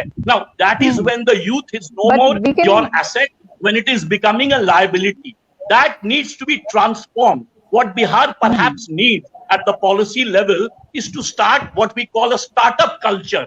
Let the young let the state provide loans to youngsters who want to start startups in Bihar, whether it is Bihar mein the youth of Bihar, or if there are Biharis outside Bihar, provide them that kind of loans. Banks should be asked to provide. The state government should ask various financial institutions to do, and let them survive, let them build up. So what we basically need is lot of capital, lot of enterprise, and most important, a great vision. Remember one thing, the youth of Bihar got politicized with the help of JP. Youth by itself doesn't get politicized. So what we need is another JP, maybe not a political JP only, but what I would argue, an economic and entrepreneurial leader in that field. What we require is what we need is people like Bill Gates from Bihar. Unless you have that, it is impossible to transform the poorest state of the country. Forget China. If we grow for the next 35 years at 10% level, we will barely reach average of India. So we are actually in a very serious dilemma. And we have a very good burning example that. of Gujarat model also. We must learn something from Gujarat model. And much more than Gujarat, we should learn from Madhya Pradesh. Madhya Pradesh is a Bimaru state like Bihar. But Madhya Pradesh's agricultural growth rate was more than 15% in the last 15 years. Bihar's agricultural growth rate is 1.5%. So we must transform our agricultural like Madhya Pradesh, learn from the Madhya Pradesh model. Yeah, Dr. Santosh, just a closing comment for a few seconds. Like I would like to know, like युवा शिक्षा की चमकती तस्वीर कैसे बने? एकदम छोटा उत्तर. Sorry, फिर से एक दफा बोलिए. युवा राष्ट्र के परिप्रेक्ष्य में शिक्षा की चमकती तस्वीर कैसे बने? छोटा आंसर चाहिए आपका. Closing comment. आपको ये देखना पड़ेगा कि किस किस्म की शिक्षा चाहिए उनको इस वक्त. क्या आप कन्वेंशनल एजुकेशन सिस्टम से उनको फ्यूचर की तरफ ले जाना चाहते हैं कि फ्यूचरिस्टिक एजुकेशन से आप उनकी तरफ ले जाना चाहते हैं? मैं वापस कह रहा हूं कि आप इंडस्ट्री 4.0 की बात कर रहे हैं एजुकेशन, आप इंडस्ट्री के कॉन्टेक्स्ट में, और एजुकेशन आपका अभी 2.0 के लायक भी नहीं है ना? तो ये जो डिस्कनेक्ट है आपको चमकती हुई तस्वीर कभी नहीं ले आ सकता है, उसकी तरफ कभी नहीं आ सकता है. आपको देखना पड़ेगा कि आपका एजुकेशन सिस्टम आज के डेट में जो युवा को मिल रहा है वो उनको फ्यूचरिस्टिक किस तरह से बना रहा है, तभी तो चमकेंगे ना. वो फ्यूचरिस्टिक विजन क्रिएट करने के लिए education as a tool is most important strategy or whatever we call it, right? That is something which is lacking seriously. That is something which is lacking seriously. And I come back to this again and again. Your education system, the youth will shine with this education system only and only if it creates the vision among the youth about the future, right? And it should also include the right kind of skill which is embedded in the education system, which gives them that kind of opportunity to explore themselves, that ecosystem, and create something. This is very important. That's the only way I think the youth can be integrated in the education and in the industry. There's a big divide between the industries and the education at this point in time. Why we are talking about Bihar? Let's talk about any state in this country for that matter, right? The ecosystem of industry where the people must get job or create kind of a job is educational institution providing that kind of opportunity. No. So if this disconnect is there, then obviously this is not going to make any good for the youth. This disconnect has to be, there's a wide gap. It has to be narrowed down. In fact, there should not be any gap between what industry wants and what we create as educated youth of the future. This is what is very important. When it comes to Bihar, I think the most important relevant education, by looking at the SWOT of the Bihar, what kind of opportunities are there, how can we give that kind of education, agrarian-based industrialization or service sector industry, whatever it is, we need to create that kind of education ecosystem there so that the youth shines. This is what I think. Yeah. Thank you. Doctor Satyaprakash, closing comment एक आपसे भी चाहूंगी. भाषा कैसे जोड़ सकती है युवाओं को? भाषा कैसे एक सशक्त युवा की तस्वीर पेश कर सकती है? इस पे थोड़ा प्रकाश डालें, एकदम संक्षिप्त, छोटा सा, क्योंकि हमारी कार्यक्रम काफी आगे निकल चुका है. क्योंकि आप कोरिया से हैं और तमाम ऐसी भाषाओं पे आपने काम किया है, कोरियन, जापानीज, चाइनीज, तो भाषा कैसे भूमिका निभा सकती है? जो एजुकेशन बिहार में हो रहा है, होना चाहिए, वो अगर हिंदी में हो, उनकी मातृभाषा में हो, तो एक बहुत बड़ा फायदा होगा. हमारे विद्यार्थियों को अंग्रेजी में ही पढ़ने में सारा दिमाग खराब हो जाता है, सारा माइंड डाइवर्ट हो जाता है. कोरिया है, कोरिया में सारा कुछ कोरियन में होता है. बेसिक एजुकेशन से लेकर पीएचडी तक जो भी कुछ भी है कोरियन में है. यहाँ टेलीविजन में 99.9% जो कुछ प्रोग्राम आता है सारा कोरियन में आता है. अभी मैं यूट्यूब में देखता हूँ, हमारे जो बड़े बड़े वक्ता लोग हैं वो इंडिया के बारे में बातें कर रहे हैं, अफगानिस्तान के बारे में बातें कर रहे हैं, सारा अंग्रेजी में कर रहे हैं. वो किसके लिए कर रहे हैं? 5% लोग ही अंग्रेजी जानते हैं भारत में, 5%. आज से 10-12 साल पहले की बात है। हमारी राष्ट्रपति महोदया थी प्रतिभा जी, उन्होंने एक भाषण दिया था। हाँ, 50 मिनट का एक भाषण दिया था, राष्ट्र के नाम संदेश। और वो राष्ट्र के नाम संदेश पूरा अंग्रेजी में था और उसको समझने वाले केवल 5% लोग हैं। 95% लोग तो उसको नहीं समझ रहे हैं। फिर वो भाषण किसकी भी है? अगर बिहार में सारा मीडियम जो है, पूरा मीडियम जो अगर हिंदी में किया जाए, कम से कम BA तक या इंटरमीडिएट तक, और जो दिमाग में जो ये कॉम्प्लेक्स है अंग्रेजी, ये अंग्रेजी कहाँ से बीच में आ जाती है? ये थोड़ा सा बहुत जरूरी है। सारे पे काम करने की जरूरत है। और बिहारियों से आप बात कीजिए, बच्चों से बात कीजिए, तो उनको अंग्रेजी माध्यम जो है बहुत ही एक बाधक के रूप में है। हम तो ये तो पढ़ रहे हैं, एक अंग्रेजी से हमें पढ़ाई करनी है, ये हो सकता है। उसके बाद ये आपको बताया ना कि पॉलिटेक्निक्स और ITI और नर्स के जो नर्सेस जहाँ हम बना सकते हैं, उस प्रकार के अगर स्कूल पर ध्यान दिया जाए तो बेरोजगारी समस्या भी ठीक हो सकती है। और ठीक है, नैतिकता बहुत जरूरी है। डॉक्टर अजीत कुछ रिप्लाई करना चाह रहे हैं एकदम quickly? Doctor Ajit please. Dr. Satyaprakash ji, with all due respect, I completely disagree with your opinion. I'll tell you why. One reason, one advantage India had over China is that its English-speaking elite was better English educated than Chinese. Unfortunately, these days we have lost that. Number one. Number two, I disagree with the fact that only 5% of Indians speak English. Kerala, Tamil Nadu, Karnataka, Andhra, the entire south, in the northeast, Nagaland. I have traveled. That's a long debate. No, I'm just making that point. What we need to do is we need to transform Bihar into a modern economy. In order to transform into a modern economy, you have to learn English. Without English, see, you cannot compare Bihar with Korea and Japan because those are developed economies. We are the poorest country in the world. I mean, if Bihar was a country, it would be one of the poorest country in the world. We have to teach Biharis English. One reason Bengal is ahead of us, which is a neighboring state, is because they had early exposure to English education. मैं ये नहीं कहूंगा कि हिंदी ना पढ़ाइए, but मेरा मातृभाषा जो है मैथिली है. For me, Hindi is as much an imposition as English. किसी का भोजपुरी है, किसी का मगही है. Hindi is not the mother tongue of most Biharis. If I, as a Maithil, I can read and write Maithili, I can read and write Bengali. Why is it that all Biharis whose mother tongues are different cannot learn English? I completely disagree with that.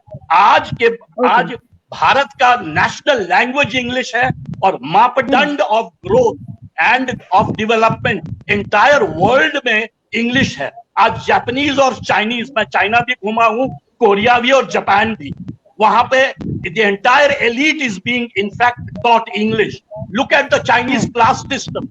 All the Chinese youth who goes abroad to America, when they come back, they have 5 times salary than those Chinese youth who don't know English. So what will happen is Tamil Nadu and Bengal will rule India and Bihar will be the working class. I don't want this categorization. I want Biharis to compete with Tamils, with Bengalis, with Maharashtrians, with other states, Andhrites. And for that, we need to teach English at the primary school level. At one time, when Vinod pointed out that in the 1950s, Bihar was the best governed state, the Bihari elite knew English. We had excellent English schools in Bihar. Unfortunately, the sad policies of successive governments in Bihar and this mentality that khali Hindi mein padhao, Angrezi mein nahi, that has become the biggest weakness of not only Bihar, but of all the Bimaru states. No, therefore, we need to get out of this. I would like to stop you. You're right. You're right. Rightly said, Dr. Jeet. I think Dr. Vinod wants to say something. He wants to say something. Yeah, please. I have one question for Ajit. I have been in Gujarat and they don't know English. Still, very truly said. Truly said. So yeah. I want your comment. Vinodji. They don't know English. Our entire law schools, law examination were in Gujarati. I was the only one student who wrote in English. So it was very surprising. I think entrepreneurs Vinodji, with English. Just your And even comment. in China, Vinodji, you had you quoted cannot the example. compare. Sorry. Just one last point. You cannot compare Bihar to Gujarat. Why? Gujarat has had an entrepreneurial class from the 17th century. In fact, the entire African trading class were Gujaratis. Kutchi merchants run Oman, they run Qatar, they run UAE, and only Bihari laborers. You cannot don't compare countries Bihar to Korea and to No, Gujarat. it's not a matter of language. Can we drop this idea of this debate of language? The precondition. See, the problem is that we are far behind every state by 50 years. You need a catch-up period. In that catch-up period, आप हिंदी पढ़ाएंगे 50 साल, तो आप खाली working class produce करेंगे ना. What you need to do in the next 10 years, with a certain emphasis, you need to create a class of entrepreneurs that can compete with Silicon Valley. Why? Because only growth in India today is in the digital sector. Digital sector में वो हिंदी में क्या कर पाएगा? Entire digital sector is done in English. So what I'm saying is, get out of this sort of what I would call an ultra-nationalist I would like to interrupt you because we are just reaching to the point. No, but the thing is that English should be English is a global language. You're right, rightly said, English is a global language, but still बावजूद इसके हम हिंदी में बहुत सारे प्रशासनिक अधिकारी हर साल produce कर रहे हैं. भाषा माध्यम होनी चाहिए अभिव्यक्ति की, शासन से बिहार नहीं बदलेगा ना. बिहार को मार्केट चाहिए. की बात कर रहे हैं. नो, हम जिसमें सहज हो भाषा वो हमारी अपनी होनी चाहिए. और विनोद सर राइटली सेड कि हिंदी हमारी भाषा, अंग्रेजी हमारी भाषा है भाई. We write better English than the Englishman. No, why don't you take example of China? Mandarin में सारी चीजें हो रही है वहाँ पे. क्या बात कर रही है? चाइना का entire elite अमेरिका में पढ़ता है. China sends 15 lakh students per year to America for national scholarship. China का entire elite अंग्रेजी बोलता है. मैं चाइना में घूम चुका हूँ. China is learning English like crazy to beat us. Where are we going backwards again on the name of nationalism? Hindi तो है ही हमारे पास. हिंदी तो हमारे पास है ही.